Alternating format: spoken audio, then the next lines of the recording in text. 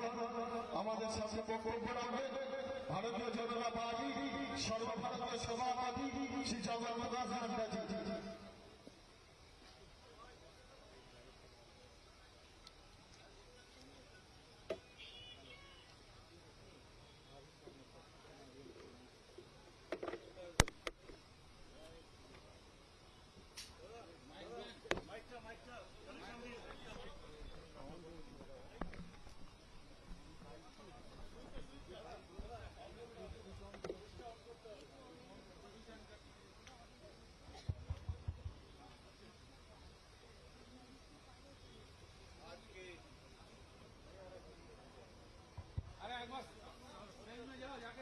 आज के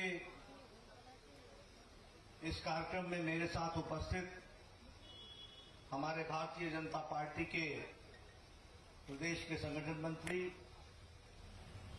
सम्माननीय अमिताभ जी, हमारे यहाँ के प्रत्याशी और हमारे सहयोगी भास्कर राय जी, संजय मयूख जी और यहाँ उपस्थित इतनी बड़ी संख्या में हमारे सभी पार्टी के कार्यकर्ता बंधु, हम सब लोग आज देश भर में बाबा साहब अम्बेडकर जी भारत रत्न की 130वीं जन्म जयंती 130th बर्थ एनिवर्सरी हम मना रहे हैं। आज देश भर के हर जिले में, हर स्थान पर हम भारत के संविधान निर्माता भारत रत्न भीमराव अंबेडकर जी का याद कर रहे हैं। उनसे प्रेरणा लेकर के समाज में काम करने के लिए हम कृत संकल्प हैं। इसको हम दोहराते हुए 130वीं जन्म जयंती हम मना रहे हैं। हम जानते हैं भीमराव अंबेडकर जी एक नेता थे, एक फिलोसोफर थे, विचारक थे और विचारक के साथ साथ आर्थिक जगत के ज्ञाता थे, लेखक थे और समाज के दर्द को बहुत नजदीकी से समझने वाले और उसमें किस तरीके से समाज को आगे बढ़ाया जा सकता है, उस दर्द से निकाला जा सकता है, इसके ज्ञाता थे डॉक्टर भीमराव अंबेडकर जी। ऐसे महान पुरुष को उनकी 130वीं जन्म जयंती पर मैं उनको नमन भी करता हूं और हम ही नहीं, करोड़ों कार्यकर्ता भारतीय जनता पार्टी के उनको आज नमन करते हैं, उनसे प्रेरणा लेते हैं और उनसे प्रेरणा लेकर के जो हमारे संविधान निर्माता थे उनके बताए रास्ते पर चलने के लिए हम कटिबद्ध भी हैं। मित्रों, उनके जीवन में उन्होंने बहुत कष्ट झेले, लेकिन दो बातें बड़ी स्पष्ट रही। एक तो उन्होंने राष्ट्रीयता की भावना के साथ कभी भी कॉम्प्रोमाइज नहीं किया। कष्ट बहुत आए, समाज की तरफ से उत्पीड़न भी हुआ, दिक्कत में भी रहे, लेकिन उन्होंने समाज का नेतृत्व करने से कभी हार नहीं मानी। और उन्होंने जब उनको कांग्रेस पार्टी के नेताओं ने उस समय कभी उलाहना दी थी, तब भी उन्होंने सरदार पटेल को एक चिट्ठी लिख करके कहा था, I am a greater nationalist than any of the congressman, ये उन्होंने उस समय कहा था। यानी मैं कांग्रेस के किसी भी नेता से ज्यादा राष्ट्रीयता की भावना से ओतप्रोत हूं और उसके प्रति हम समर्पित हैं, ये बात उन्होंने कही थी। आज हम यहां पर हैं, मुझे राजनीतिक दृष्टि से बात नहीं करनी, लेकिन जब हम CAA की बात करते हैं तो हमें पता चलता है कि यहां की स्थानीय सरकार उसका विरोध करती है। लेकिन डॉक्टर भीमराव अंबेडकर जी ने बड़े स्पष्ट शब्दों में कहा था कि the Dalits in Pakistan who are being persecuted, they should be brought back to India and given a safe refuge. उन्होंने उस समय कहा था कि जो हमारे दलित भाई हैं, जो पाकिस्तान में हैं, उनके साथ जो प्रताड़ना हो रही है, उनको भारत लाना चाहिए और उनको यहां बसाना चाहिए। ये बात उन्होंने उस समय कही थी, ये हम ध्यान रखें। लेकिन यहाँ की TMC सरकार इसका विरोध कर रही है और 130वीं जन्म जयंती पर हमें ये याद रखना चाहिए, हमारे मतुआ समाज के लोग, हमारे नमो शूद्र के भाई, हमारे राजवंशी समाज के लोग बड़ी संख्या में यहां आए हैं और उनको भारत का नागरिक बनाना यह हमारा कर्तव्य है, यह हमारी जिम्मेवारी है। लेकिन इस बात के खिलाफ, यानी दलितों के खिलाफ वर्तमान सरकार काम करती है, नमशूद्र के खिलाफ काम करती है, राजवंशियों के खिलाफ काम करती है, मतवा समाज के खिलाफ काम करती है। यह बात हमको समझनी चाहिए। मित्रों, आज हमें इस बात की भी खुशी है कि जिस तरीके से भीमराव अंबेडकर जी की बात को हम लोगों ने बड़े आग्रह से भारत की जनता ने रखा, तो यूनाइटेड नेशंस ने भी 2016 में उनका जन्मदिन, पहली बार डॉक्टर अंबेडकर का जन्मदिन हमारे यूनाइटेड नेशंस में बनाया गया, और इसलिए मनाया गया कि वह हमारे प्रेरणा स्रोत हैं। सस्टेनेबल डेवलपमेंट गोल्स को पूरा करने में वो योगदान होगा, इस बात को ध्यान में रखते हुए उनका मनाया गया। उसको भी हम सब लोग ध्यान में रखते हैं, उनको हम ध्यान में रख करके काम करते हैं। जहां तक बात है स्कीम्स की, आदरणीय प्रधानमंत्री जी ने बहुत सी योजनाएं चलाई हैं जो हमारे दलित समाज को मुख्य धारा में सशक्तिकरण के साथ, मजबूती के साथ खड़ा करता है। और जब हम कहते हैं प्रधानमंत्री जी का कार्यक्रम स्टैंड अप इंडिया स्कीम, इसके तहत हमारे दलित भाई 10 लाख से लेकर के 10 करोड़ के बिजनेस के लिए आर्थिक सहायता देने की जिम्मेवारी स्टैंड अप इंडिया के कार्यक्रम के माध्यम से है। यह हमको समझना चाहिए। और देखिए क्या परिवर्तन आया है, लाखों लोगों ने इसका फायदा उठाया है। और अब हमारे दलित समाज के लोगों के लिए गौरव की बात है कि मुख्य धारा में उनका सशक्तिकरण हुआ है, और वह अब नौकरी मांगने वाले नहीं, नौकरी देने वाली ताकत भी उन्होंने पैदा की है। ये बात हमको समझनी चाहिए। जॉब सीकर्स की जगह पर जॉब गिवर्स बन गए हैं, ये भी हमको ध्यान में रखना चाहिए। इन योजनाओं के तहत हमारे बहुत से सरकारें केंद्र में रही, लेकिन सबने दलित भाइयों के साथ लिप सर्विस की, लेकिन कुछ ठोस कार्यक्रम नहीं की। लेकिन मोदी जी ने पंच तीर्थ बना करके, फिर चाहे वो जन्म स्थान मऊ हो, वहां एक बहुत भव्य मेमोरियल बनाते हुए, उसी तरीके से अंबेडकर मेमोरियल जो लंदन में बनाया गया है, उसी तरीके से दीक्षा भूमि नागपुर और चैत्य भूमि मुंबई और महापरिनिर्वाण भूमि ये दिल्ली में, इस सारे को बनाने का काम और पंच तीर्थ स्थापित करने का काम मोदी जी की सरकार ने किया है। ये हमको ध्यान में रखना चाहिए। और ये जो मेमोरियल्स हैं, ये अंबेडकर जी की जीवनी के बारे में तो कहते ही हैं, लेकिन करोड़ों करोड़ों लोगों को प्रेरणा देते हैं, और समाज किस तरीके से उनके बताए रास्ते पर चल रहा है, मजबूत भारत की ओर चल रहा है, इसकी भी दृष्टि उसमें से हमको मिलती है। और उस प्रेरणा के साथ हम अंबेडकर की जीवनी पर जीने वाले करोड़ों लोग हमारे साथ आगे बढ़ते हैं। इस बात को हमको समझना चाहिए। मित्रों, बहुत सी स्कीम्स आदरणीय प्रधानमंत्री जी ने इस दृष्टि से चलाई है, वो भी हम सबको पता है, जिसको हम रखना चाहते हैं। मैं यहां बंगाल में हूं। हमारे आज राष्ट्रीय एससी मोर्चा के अध्यक्ष और बाकी लोग दिल्ली में 130वीं जन्म जयंती मना रहे हैं, और सभी नेता इस दृष्टि से बातचीत कर रहे हैं। जब मैं बंगाल की भूमि पर हूं, तो मैं ये जरूर कहना चाहता हूं कि मुझे दुख होता है कि यहां की सरकार, ममता जी की सरकार, दलित विरोधी एक्टिविटी करती है, और ये हमको समझना चाहिए। अभी शीतलकुची में घटना घटी, 4 लोग मारे गए सीएपीएफ के कारण। हमें दुख है।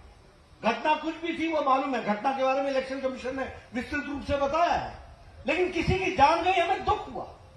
लेकिन हमें दुख है कि ममता जी, आनंद बर्मन 22 साल का बेटा, राजवंशी समाज का बेटा, दलित समाज का बेटा, पहली बार वोट देने जा रहा था, उसको टीएमसी के गुंडों ने, उसकी जीवन लीला समाप्त हो गई, और एक शब्द ममता जी नहीं बोलती हैं। ये एक आजाद भारत में 21वीं शताब्दी में हम भारत देखते हैं और टीएमसी की कार देखते हैं हालचाल, तो हमें दुख भी होता है। और दुख के साथ साथ किस तरीके से वर्तमान सरकार दलित विरोधी काम कर रही है, इस बात को हमको ध्यान में रखना चाहिए। एक शब्द नहीं बोला, अभी तक नहीं बोला।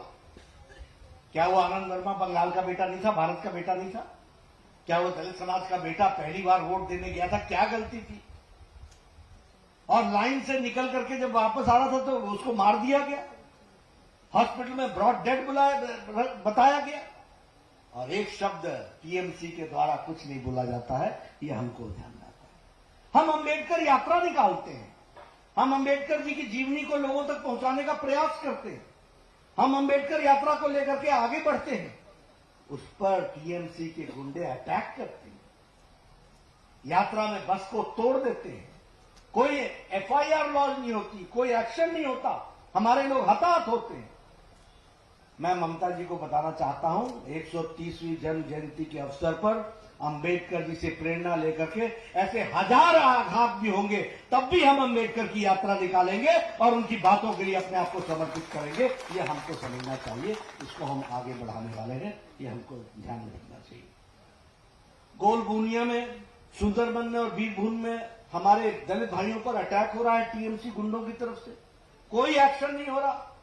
मैं नाम लेकर के बता रहा हूं, इन स्थानों पर अटैक हो रहा है। हमारे दलित भाई के साथ बंगाल में उनके साथ जिस तरीके का व्यवहार ममता जी की सरकार ने किया है, ये निंदनीय है, इसको हमको ध्यान में रखना चाहिए। लेकिन मैं दलित भाइयों से कहूंगा कि उनको घबराने की जरूरत नहीं है, 2 मई में देर नहीं है, परिवर्तन आएगा और हम आगे बढ़ेंगे। इस बात को हम कहेंगे। हमें दुख के साथ कहना पड़ता है, बंगाल की एक चुनाव लड़ने वाली नेत्री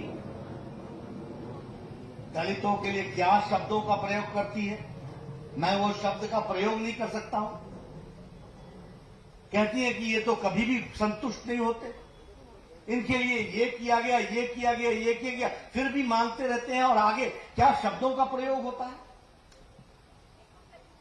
और मुझे दुख है, कल ममता जी धरने पर बैठी, उनको आत्मचिंतन करना चाहिए था, उनको आत्मविवेचन करना चाहिए था।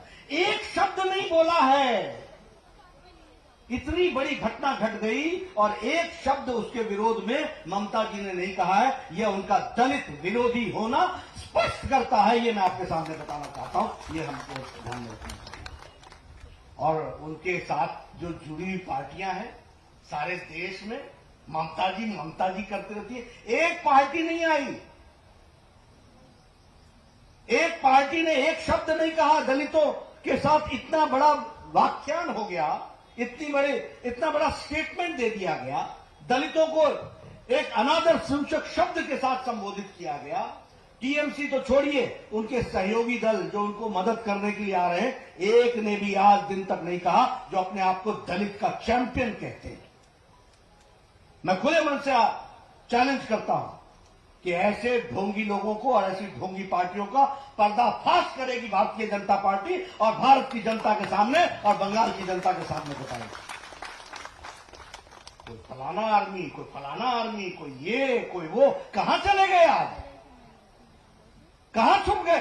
कहां बन गए चैंपियन? किसके चैंपियन है? ये सब लोग हाथी के दांत दिखाने के और है, खाने के और है। ये भारतीय जनता पार्टी है जो कहती है वो करके दिखाती है। अंबेडकर के जीवन के साथ लेकर के चलना हमारी प्रेरणा है, हम उसको साथ लेकर के चलेंगे और समाज को एकजुट होकर के आगे बढ़ाएंगे। सबका साथ, सबका विकास, सबका विश्वास, इस बात को लेकर के चलेंगे। ये वोट बैंक की राजनीति करने वाले लोग, आज मैं 130वीं जन्म जयंती के अवसर पर मैं और मेरे साथ करोड़ों भारतीय जनता पार्टी के कार्यकर्ता यह प्रण लेते हैं कि समाज को एकजुट रखने के लिए हम पूरी ताकत लगाएंगे और एकजुट होकर के चलेंगे और हमारे दलित भाइयों को मुख्य धारा में शामिल करते हुए आगे बढ़ेंगे। इस बात को हम के लिए हम कृत संकल्प हैं, ये हम आपको बताना चाहते हैं और हम प्रेरणा लेना चाहते हैं। उनसे हमको ताकत लेनी चाहिए। उनके जीवन, जिन लोगों ने अंबेडकर का जीवन नहीं पढ़ा है, कृपया आप उसको पढ़िए, आप उनका पढ़िए। डायलॉग विद गांधी, गांधी जी के साथ उन्होंने कितनी बेबाकी से बात की, अपने दिल का दर्द भी रखा और राष्ट्रीयता होने का परिचय भी दिया। ये अंबेडकर के उस डायलॉग में मिलता है, वो जो गांधी जी के साथ उन्होंने वार्तालाप किया है। कितने कष्ट में रहे, उसके बावजूद भी देश के आन बान शान के लिए लड़े। ये जो हमारे को संविधान मिला है, इसके निर्माता हैं और ये संविधान जिसको दुनिया एक जिसको बोलते लीगल गॉस्पेल मानती है, एक जिसको विधि का एक बहुत बड़ी एक ऐसी पुस्तक मानती है जिसको हम होली कह सकते हैं, जो बहुत ही पवित्र है और जिससे हम प्रेरणा लेकर के कानून का राज चलाने के लिए हम देश में आगे बढ़ रहे हैं। इस बात को हमको समझना चाहिए। ऐसे हमारे डॉक्टर भीमराव अंबेडकर जी की आज 130वीं जन्म जयंती हम मना रहे हैं। उनकी संविधान के प्रति हम समर्पित हैं। आदरणीय प्रधानमंत्री जी ने हर जगह भारत के संविधान पर अपना शीश नमन करते हुए इस बात का प्रण लिया है कि संविधान की हर बातों को हम लेकर के आगे बढ़ेंगे और संविधान के रचयिता सदा सदा हमारे लिए प्रेरणा के स्रोत बने रहेंगे। इस बात को हमको समझना चाहिए, यही हम कहना चाहिए। मैं आपका ज्यादा समय न लेता हुआ मैं फिर आप सबसे कहना चाहता हूं और आपके माध्यम से और मीडिया के माध्यम से ये आश्वासन भी देना चाहता हूं, ये कमिटमेंट दोहराना चाहता हूं कि हमारे भारतीय जनता पार्टी के करोड़ों कार्यकर्ता भीमराव अंबेडकर जी की बताए रास्ते पर चलते हुए भारत को आगे बढ़ाने में कोई कसर नहीं छोड़ेंगे। इन्हीं शब्दों के साथ बहुत बहुत धन्यवाद।